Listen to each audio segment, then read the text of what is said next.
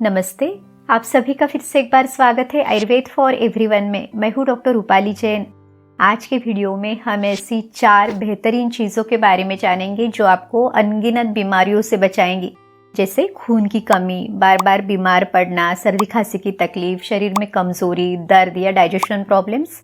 साथ ही में ये चीज़ें आपकी इम्यूनिटी, स्ट्रेंथ, स्टेमिना को बढ़ाने के लिए, उनको बूस्ट करने के लिए भी बेहद फायदेमंद है। तो चलिए बिना किसी देरी के ये इंटरेस्टिंग वीडियो शुरू करते हैं और जानते हैं कि ये 4 चीज़ें कौन सी है, इनका सही तरह से सेवन आपने कैसे करना है। पूरी जानकारी के लिए आखिर तक हमारे साथ बने रहिए।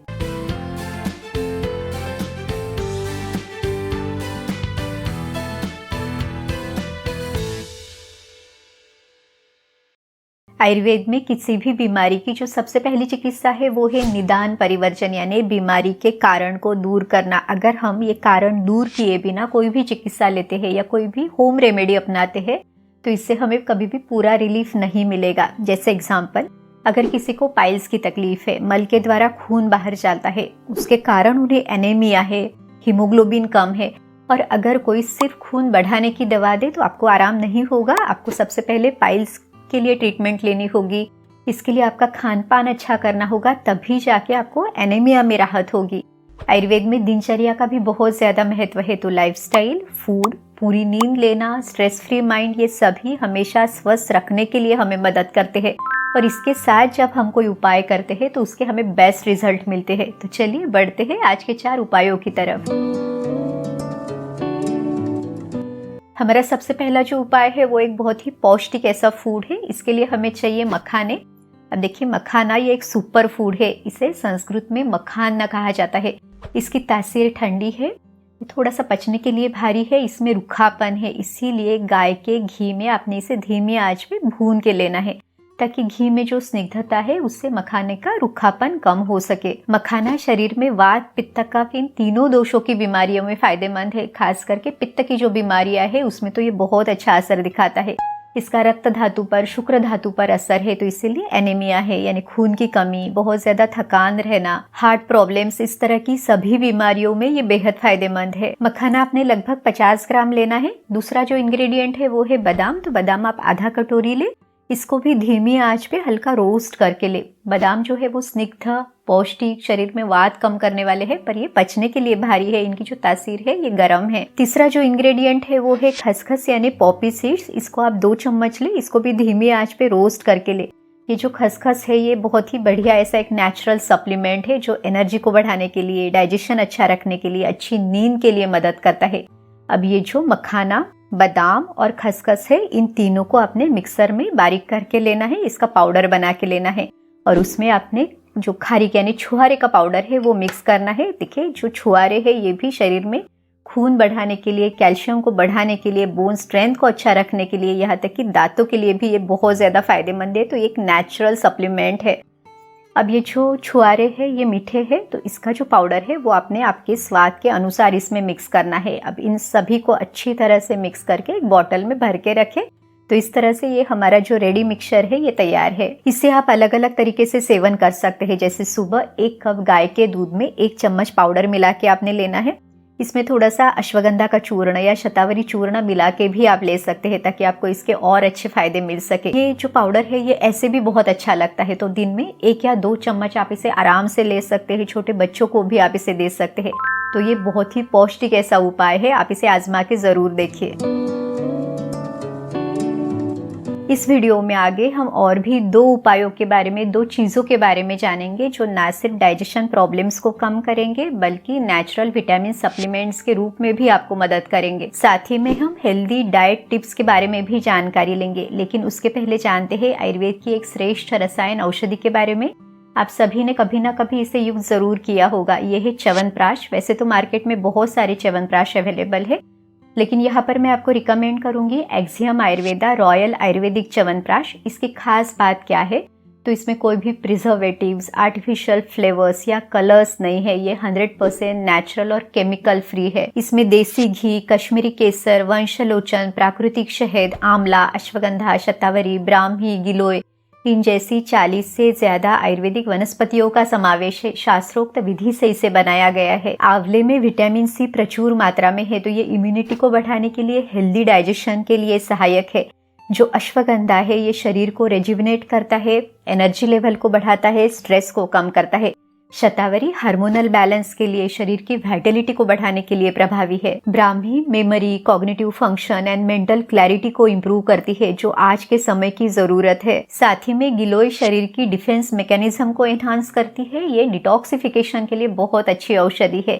तो इस तरह से Axiom chyawanprash immunity, cognitive function, energy, vitality, respiratory health, skin, hair, इन सब के लिए लाभदायक है। इसे सेवन कैसे करें? तो सुबह 1 चम्मच च्यवनप्राश खाली पेट ले, इसे थोड़ा थोड़ा चाट के खाए। प्रेफरेबली इसके बाद 1 से 2 घंटे तक कुछ भी ना खाए। अगर आप चाहे तो थोड़ा सा दूध या पानी ले सकते हैं। रात को भी सोने के पहले आधा से 1 चम्मच च्यवनप्राश आप खा सकते हैं। अगर आप एक्सियम आयुर्वेदा रॉयल आयुर्वेदिक च्यवनप्राश के बारे में और जानकारी लेना चाहते हैं या इसे परचेस करना चाहते हैं तो लिंक डिस्क्रिप्शन बॉक्स में है, आप चेक कर सकते हैं। फूड हेल्दी होना जितना जरूरी है उतना ही उसे अच्छे से पचाना, एब्सॉर्ब करना भी बहुत ज्यादा जरूरी है। तो जिन लोगों को भूख नहीं लगती, खाना अच्छे से नहीं पचता, पेट में बहुत ज्यादा गैस, ब्लोटिंग, इंडाइजेशन, एसिडिटी, इस तरह की अगर कोई भी तकलीफ है तो एक बहुत ही सिंपल, सेफ लेकिन उतना ही असरदार उपाय हम देखेंगे। इसके लिए आपको 3 इंग्रेडिएंट्स की जरूरत है। एक है मुलेठी, दूसरा है हरड़, तीसरी है सौंठ जो है। इन तीनों का पाउडर आपने बना के लेना है। अब इसे कैसे सेवन करना है? तो मुलेठी का जो चूर्ण है वो आप आधा चम्मच ले, हरड़ का चूर्ण आपने पाव चम्मच लेना है और जो सौंठ का चूर्ण है इसे 2 से 3 चुटके आपने लेना है। इन तीनों को अच्छे से मिक्स करके खाना खाने के लगभग आधा से 1 घंटा पहले आप इसे ले। इसके ऊपर थोड़ा सा गर्म पानी आप पी सकते हैं। मुलेठी आयुर्वेद की एक श्रेष्ठ रसायन औषधि है। ये शरीर की इम्यूनिटी भी बढ़ाती है, ये पित्त को कम करती है, मृदु सारक है यानी पेट अच्छे से साफ होने के लिए मदद करेगी। जो हरड़ है ये भी वायु पे बहुत अच्छा काम करती है, डाइजेशन के लिए बहुत ही बढ़िया औषधि है। हरड़ में जो रूखापन है वो मुलेठी के स्निग्धता से बैलेंस हो जाएगा। और जो सौंठ है ये भी अग्नि दीपन, आम पचन कराने वाली है, यानी जठराग्नि को बढ़ाती है, खाना अच्छे से पचाती है।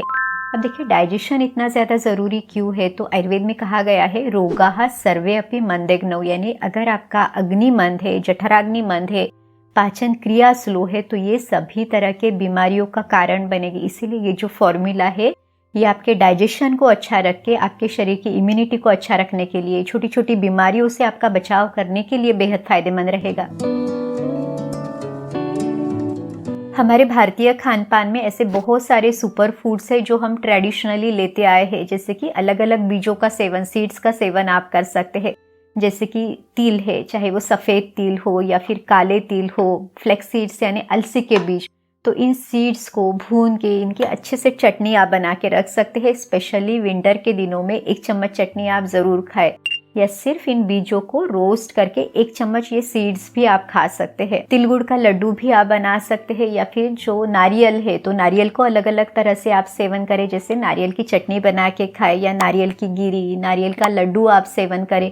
अब देखिए ये जो सभी सीड्स है ये आपको नेचुरल सप्लीमेंट्स के रूप में, नेचुरल विटामिन के रूप में मदद करेंगे, जो शरीर की जो डेफिशिएंसीज है उनको भी कम करेंगे। तो इनका समावेश भी आप खान पान में ज़रूर करें। चलिए अब हम 4 आयुर्वेदिक डाइट टिप्स के बारे में जानते हैं जो बहुत ज़्यादा सिंपल है लेकिन उतनी ही इफेक्टिव है। सबसे पहली टिप, हमेशा अपनी भूख के अनुसार, अपनी पाचन क्षमता के अनुसार आहार का सेवन करें। ना तो बहुत फास्टिंग करें, ना बिना भूख के खाना खाएं। दूसरी जो टिप है, हमेशा लोकल ट्रेडिशनल फूड लेना प्रेफर करें। ऐसा फूड जो हमेशा आपके परिवार में खाया गया है उसका समावेश करें।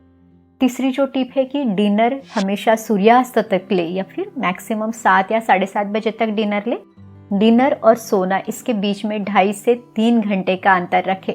चौथी जो टिप है कि पानी हमेशा प्यास के अनुसार ले। बहुत ज़्यादा पानी अगर आप लेते हैं तो ये आपके अग्नि को मंद करेगा, पाचन क्रिया को मंद करेगा। तो इन चारों आयुर्वेदिक डाइट टिप्स को आप हमेशा फॉलो करें। इस तरह से आज के वीडियो में हमने ऐसे 4 उपाय देखे जो आपका डाइजेशन अच्छा रखेंगे, आपका खाना अच्छे से पचाएंगे, कोई भी डेफिशिएंसी शरीर में नहीं होने देंगे, चाहे वो कोई भी विटामिन की डेफिशिएंसी हो, फिर सारी जो बीमारियां हैं जैसे बार बार बीमार पड़ना, सर्दी खांसी की तकलीफ होना, इम्यूनिटी कम होना, खून की कमी होना, इन सभी से आपका बचाव करेंगे, आपको हमेशा स्वस्थ रखने के लिए मदद करेंगे।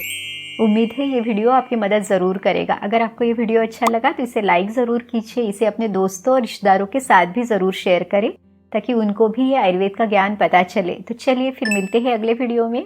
आयुर्वेद को अपनाइए, स्वस्थ रहिए। नमस्ते।